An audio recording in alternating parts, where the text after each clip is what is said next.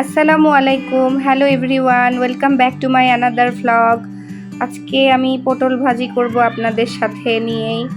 তো চলেন রেসিপিটা শেয়ার করে ফেলি। সবাই তো পটল ভাজি খায় বিভিন্ন স্টাইলে, আজকে আমার স্টাইলটাও একটু আপনাদেরকে দেখাই। তো আমি পুরা পটলটাকে খোসা না ছিলেই আমি কেটে নিয়েছি, শুধু করে খোসাটা একটু বটির পেছন অংশ দিয়ে একটু আঁচড়ে নিয়েছি। তারপর আমি দুই পাশে একটু দাগ দাগ করে কেটে নিয়েছি, মাঝখান দিয়ে চিপ দেই নাই।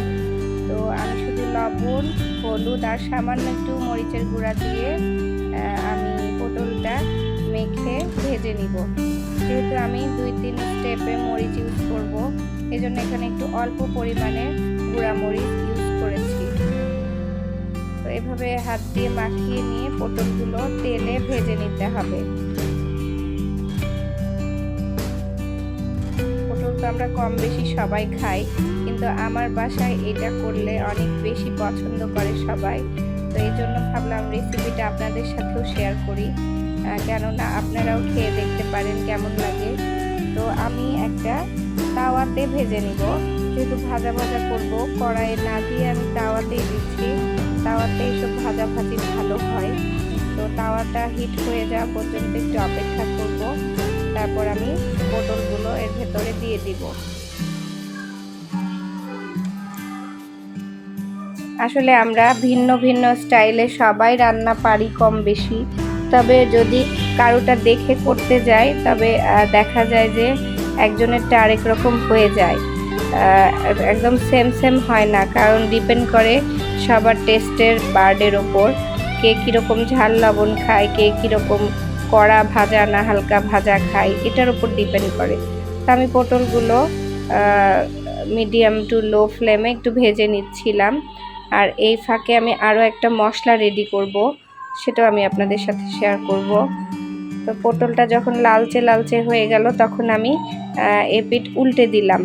উল্টে দিয়ে আমি পটলটা দুই পাশেই সুন্দর করে ভেজে নিব, আর চেপে চেপে ভেজে নিতে হবে। পটলের ভেতরে পানি থাকে, পানিটা আমি বের করে নিব, তাহলে খেতে সুস্বাদু লাগবে আর ভাজাটাও নরম নরম হয়ে যাবে পটলগুলো। তো এই পর্যায়ে একটু চেপে চেপে পটলগুলো ভেজে নিচ্ছিলাম।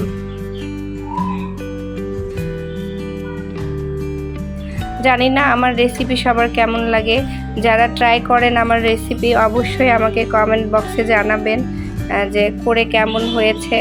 তাহলে অবশ্যই আমি কাজেরও ইন্সপায়ার পাবো এবং নতুন নতুন রেসিপি আপনাদের সাথে শেয়ার করব।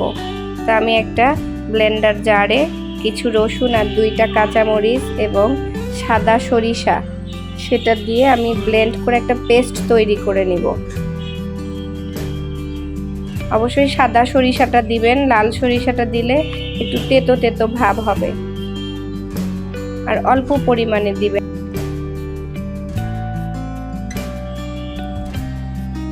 এজন্য আমি অল্প পরিমাণে পেস্টটা তৈরি করে নিব।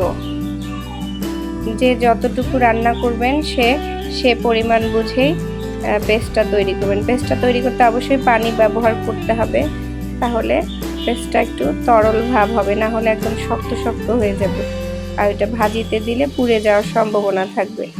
তো এইদিকে আমার পটল ভাজিটা রেডি হয়ে গেছে। আমি মোটামুটি 80% ভেজে আমি উঠাই নিলাম, আরও কিছুক্ষণ ভাজতে হবে, সেটা আমি পেঁয়াজের সাথে ভেজে নেব। তো আমি এখানে একটু কাটা পেঁয়াজ আর কাটা কাঁচামরিচ দিয়ে আবারও একটা মশলা তৈরি করে নিব। অবশ্যই পানি ইউজ করবেন না, কারণ পানি দিলে এটা পটলের তরকারি হয়ে যাবে, পটল ভাজি হবে না।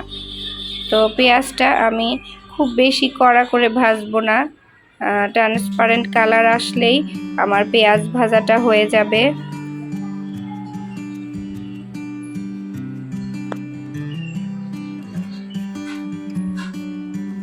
পেঁয়াজ ভাজিটা হয়ে গেলে, আধা ভাজা হয়ে গেলে আমি এর মধ্যে এই পেস্টটা দিয়ে দিব।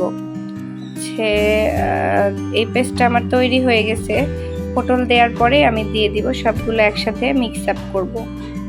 খেতে অনেক মজা লাগে। বাসায় তো অনেক রকম করে আমরা পটল ভাজি খেয়ে দেখছি, বাট এটা কেমন যেন একটা ফ্লেভারফুল হয়, অনেক টেস্টি হয়, একদম 1 প্লেট ভাত অনায়াসে খেয়ে ফেলা যায়। তো আমি এর সাথে পটল ভাজিটা মিক্সড করে দিচ্ছি।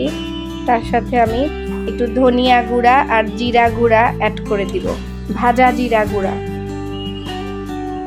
এটা আমার কড়াই থাকে, ভাজা জিরার গুঁড়া আমি বিভিন্ন তরকারিতে দিয়ে থাকি। তো সেটা আমার কড়াই ছিল, সেখান থেকে আমি 1/2 চামচেরও একটু কম জিরার গুঁড়া অ্যাড করে দিলাম। তার সাথে ধনিয়ার গুঁড়া অ্যাড করে দিব, আর ধাপে ধাপে দিব, কারণ পুড়ে যাবে না হলে। অল্প অল্প করে নেড়েও দিতে হবে আর ওটা মিক্সও করতে হবে। ধনিয়ার গুঁড়া দিয়ে দিলাম অল্প সামান্য পরিমাণ, জাস্ট ফ্লেভার আসার জন্য আমি এই মশলাগুলো অ্যাড করছি। এবং সবাই এই মশলাগুলো ফলো করে অ্যাড করে এই ভাজিটা করে খেয়ে দেখবেন, অনেক মজার হয়। আর এখানে আমি 1.5 চামচের একটু বেশি এই পেস্টটা দিয়ে দিলাম, কাঁচামরিচের পেস্ট আর হচ্ছে রসুন আর সরিষার পেস্ট। এটা আমি একসাথে করে দিয়ে দিলাম। এটা দিলে খুব স্পাইসি হয়, খেতে খুব মজা হয়, অন্যরকম একটা ফ্লেভার আসে। সেটা সবাই বলে যে কি এমন ইউজ করেছি এই পটল ভাজিতে, যে পটল ভাজির টেস্টটা এত মজার হয়েছে। সেই পর্যায়ে আমি একটু লবণ দিয়ে দিলাম, যেহেতু লবণ আমি পটল ভাজিতে শুধু ব্যবহার করেছি। আর এদিকে যে পেঁয়াজটা দিলাম সেটার জন্য তো একটু লবণ প্রয়োজন আছে। অবশ্যই এটা আপনারা আপনাদের টেস্ট বার্ড অনুযায়ী লবণ দিয়ে থাকবেন, সেটা ডিপেন্ড করবে আপনারা কি রকমের ঝাল লবণ খান সেটার উপর। তো আমার বেশি লবণ পছন্দ না, তো আমি সেই জন্য একটু অল্প পরিমাণ লবণ দিয়ে নিলাম।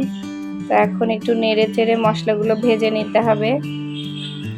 ভাজাভাজি শেষ হয়ে গেলে পটলগুলো তুলে নিতে হবে। তুলে নিয়ে পেঁয়াজটা আবারও একটু সুন্দর করে নেড়ে চেড়ে মশলাগুলোকে সুন্দরভাবে মিশিয়ে নিতে হবে।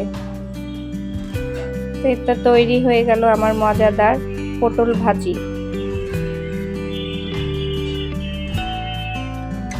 অবশ্যই রেসিপিটা ফলো করে আপনারা করে দেখবেন, অনেক টেস্টি হয়। আসলে এত গরমে রান্না করাটাও অনেক বেশি প্যারা, কিন্তু কিছু তো করার নাই, রান্না তো করতে হবে, খেতে হবে। আজকে বাসায় মুরগি রান্না হচ্ছে। তো মুরগি যখন আমি রান্না করি 2 জায়গায় রান্না করতে হয়, কারণ আমার বেশি পছন্দ পেঁয়াজ দিয়ে ভুনা, আর বাচ্চারা তো পেঁয়াজ দিয়ে ভুনা ঝালের তরকারি খেতে পারবে না। ওদের জন্য আবার হাফ মুরগি আলাদা করে পটল আলু দিয়ে ঝোল করতে হবে। তো মোটামুটি 3-4টা তরকারি এমনিতেই হয়ে যায়। তো এই তো আমার পটল ভাজি রেডি। আমি সাথে একটু চাট মশলা ছিটিয়ে দিলাম, এটাতে আরও বেশি মজাদার হয়ে যাবে পটল ভাজিটা। চাট মশলা আমার অনেক ফেভারিট, আমি যে কোনো কিছুতে দিয়ে খেতে অনেক বেশি পছন্দ করি।